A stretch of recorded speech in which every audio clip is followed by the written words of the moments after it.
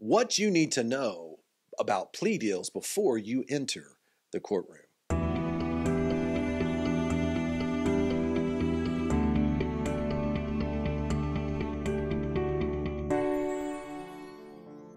Hi, I'm Jeff Hampton with the Hampton Law Firm. Welcome to our YouTube channel. Today I want to talk to you about the life-changing consequences of a plea deal. Many people walk into a courtroom, they haven't even thought about what they're about to do to resolve their criminal case. Today I want to go through it A to Z, talk to you a little bit about what to expect so that you're not caught off guard. By the way, if you wait around to the end of this video, I'll also provide you a free ebook, What to Do If You've Been Charged with a Crime in Texas. Okay, so I want to start by answering the question, is there a difference between a guilty plea and a no contest plea? First of all, if you do a plea of guilty before a judge or a jury, however you choose to resolve your case, a plea of guilty means you're convicted most likely, a judge either at the mercy of the judge, mercy of a jury, or in that situation you have an agreed plea. And we're going to talk about different types of pleas, but we know what a guilty plea is. You're throwing yourself at the mercy of the resolution of the case. But what about a no contest plea? A no contest plea, many people think, well, if I plead to no contest, then I'm either not going to be convicted or I never really pled to it. The reality of it is, judges will hear no contest as essentially saying, I plead to the arrangement, I agree to the deal that we have in front of us today, and a judge will say, how do you plead to this case? Guilty or not guilty? If you say no contest, the judge will say, I'll find that there is sufficient evidence to find you guilty, I'll accept your plea of no contest, and they'll still sentence you either way. So it's important to understand the difference between a guilty plea and a no contest plea. Okay, now I want to talk about two primary ways when you start discussing plea deals. You can do what's called an open plea. You could do an open plea to the jury. An open plea to the jury would mean that you're in a jury trial, you stand up and you say that you're guilty of this offense. And then the jury gets to determine your sentence, which then would move into the punishment phase of that jury trial. And that's a rare thing. It very rarely happens in trial, but I want to spend most of our time now talking about an open plea to a judge. Now, here you would be doing a plea to a judge where you expose yourself to the full range of punishment. Most people look at that and say, why would you ever do that? Why would someone even consider doing an open plea to a judge? Well, one of the reasons that you could come up with, and I'll come up with a few of these where you see people use this frequently, maybe the prosecutor is making an offer that's completely unreasonable. For instance, maybe you have a charge of aggravated assault deadly weapon and the prosecutor is offering you 20 years in prison. Well, that's the maximum term, right? That's the maximum term. It's 2 to 20 years in prison in Texas. So they're offering you the max. You're certainly not going to take the offer that the prosecutor's making to you. And maybe there's a situation where the attorney and the client do not feel that a trial would be in the best interest. Maybe there's some prejudicial issues related to something locally, maybe bad press, some issue that might affect that. And as a result of that, there is some concern about whether a jury would look at it that way. Well, depending on your judge, and this is really, really important, you do not want to walk into an open plea situation without an experienced and very thoughtful criminal defense attorney that has gone through this and knows the judge very well in terms of having a good idea of how this might move forward. But think about it this way. What can happen is a judge can sometimes do things that maybe a jury would never do, and certainly a prosecutor would never do. You see some examples of that. One example of that is, there are many cases where, I know it's a different type of deal, but you talk about juvenile cases like Ethan Couch. Several years ago, Ethan Couch ended up getting this result as a juvenile from a judge. Well, that situation was a little different because he was a juvenile, but think of it this way, there have been many instances where a judge can look at things potentially more objectively than a jury might look at it, because a jury may get inflamed about just things in the media or just the appearance of other issues that may not be specifically related to the crime itself. So in that situation, it's important that your criminal defense attorney consider this and that you consider whether or not that might be effective for you. So I want to talk about now the mechanics of it. How does it actually work?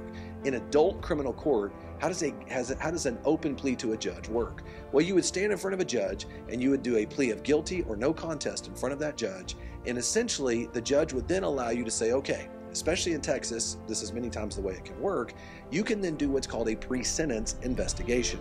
We call it a PSI. Now, how does a pre-sentence investigation work? Well, here the judge gets an opportunity to see a full picture and range of that individual's past, the person who's doing the plea. There can be a thorough interview process that takes place. In fact, you would go and speak to do an interview with a PSI officer, that can take hours. There have been many of them that have taken 8 hours, literally the entire day, where what do they want to know? Past history. They want to know good things that you've done. They want to know challenges that you've been through, your background, your history, your upbringing, your social environment. All of these things go into play. And one of the things that, depending on who you're dealing with and what county you're in, that many times some of these PSI officers can actually be pretty fair about how they write these things up, and they can give a picture of taking a look at who the individual is and not just immediately judging them. Now, here's the thing. A PSI, a pre-sentence investigation, can show all the positives, all the good things that someone's done. But be careful, it can also show all the negatives. Because at the end of that PSI, that pre-sentence investigation, there's going to be a conclusion that will list whether someone's a high risk to reoffend, whether someone might be a good candidate for, say, probation. And this is usually the context. Prosecutors offering prison. You don't want prison.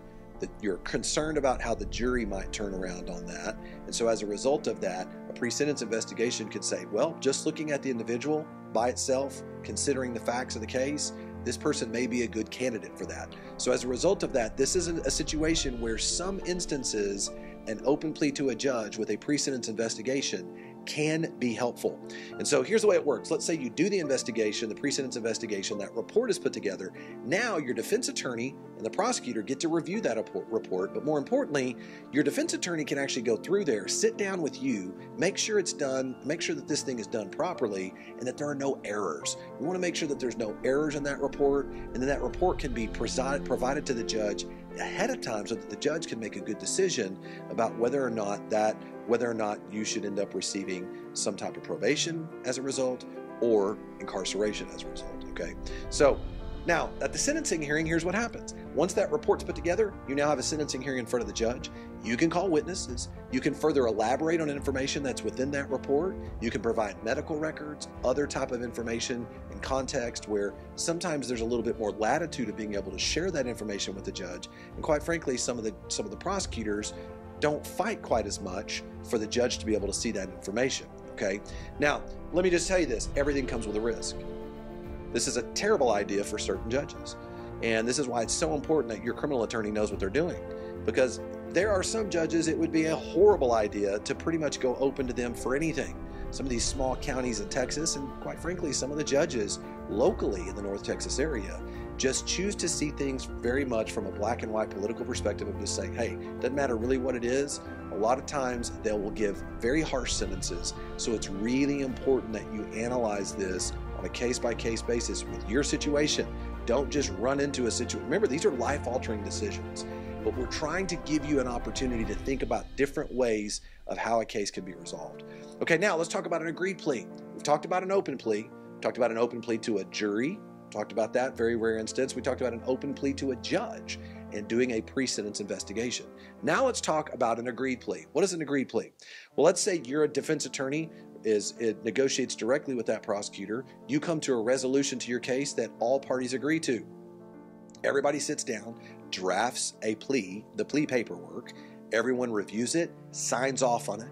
You stand in front of the judge. The judge says, to this offense, how do you plead, guilty or not guilty? At that point, you do a plea of guilty before the judge, and then the judge will tell you, if I don't follow your plea, I will vacate your plea, but I don't have to follow your plea. But if I don't, you can start all over, and you're allowed to go back and renegotiate. So for the most part, almost always a judge will honor an agreement between the prosecutor and the defense attorney.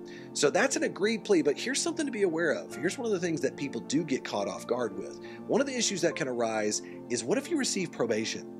Be very careful with this issue.